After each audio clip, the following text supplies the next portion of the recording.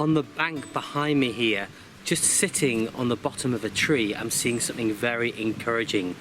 A bright kind of golden orange colour, which is really standing out to my eye against all these drab winter colours. So let's get a closer look at that and see what we've got. I'm really pleased to say that my suspicions have paid off. We have in fact got here one of the gems for the forager in January. It's the Velvet Shank. What makes this fungi distinctive, particularly, is the time of year. It's January, and this is one of the few fungi that's actually out and thriving at this time of year. Certainly that looks like this, anyway.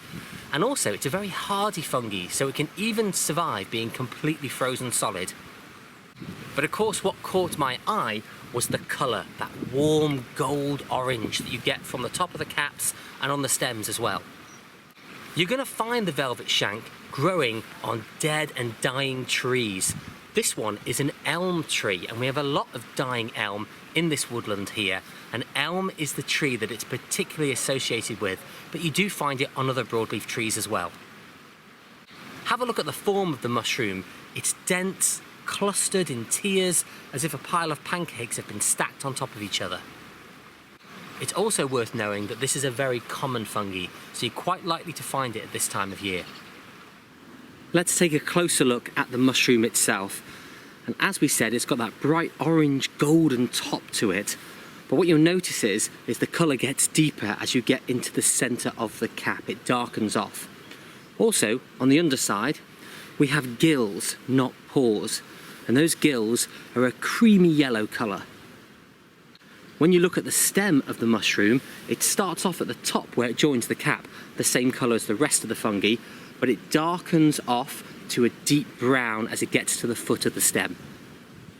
But one of the most distinguishing features is with touch, and you can see it as well. That shininess, when touched on top of the cap, is actually slimy.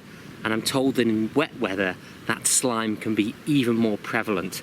And if you are getting a very slimy specimen, you're probably going to want to get rid of the worst of that before you start cooking it. So perhaps dab it with some kitchen roll, but be careful not to press it too hard, and be gentle because it can act like glue, and then that paper can then stick to your fungi. The other way you can get rid of the slime is to fry it straight away. But most importantly, you're probably wondering, what does it taste like? Well, it's a pleasant mushroom taste. It's got a nice pleasant mushroomy smell as well. Not as strong as you get from something like a penny bun, but it definitely smells like it could be food. And this is going to go in a risotto tonight, so that's how we're going to use it. You'll also be pleased to hear that, like the jelly ear fungus, this is a mushroom that dries well. So you can put it on a drying rack or an airing cupboard or on top of the radiator on some kitchen roll, and it will dry up nicely and keep well, so you can use it later into the season. Now, there is a cultivated variety of this mushroom which is sold in some delicatessens and Chinese food shops, and that's called the Enokatake mushroom. And those are the same species pretty much, but grown in the dark, so they are small, white, long, thin, slender, and they look totally different, but it's the same stuff, but you'll pay top dollar for it. Whereas of course these velvet shanks are totally free. Now let's discuss a couple of lookalikes that we definitely don't want to confuse the velvet shank for. Firstly, the funeral bell, which, as you've guessed by its name, is a deadly poisonous species. But really, we shouldn't be seeing it at this time of year at all. So that's a key indicator that we've got velvet shank. But also, with the funeral bell, it is a much smaller mushroom, only growing to about 5 centimeters across the cap, whereas these go up to 10. And also, the cap is much more bell-like, hence the name, so a much more drawn-down cap. We also have the sulphur tuft, which is a very common fungi found growing on wood all across the UK. But whereas this is a warm orange colour, that is a much more yellow, almost sickly green colour. Remember that link with the name sulphur, and think of that yellow, sickly green colour. That's what you're looking for. Also, with the sulphur tuft, it's smaller than our velvet shank here, and you can also find it growing on conifers, whereas the velvet shank doesn't do that. But there is another method to make sure that we've got the velvet shank here, and that's to take a spore print. The spores of this mushroom should be white, whereas with the sulphur tuft, they're a purplish brown.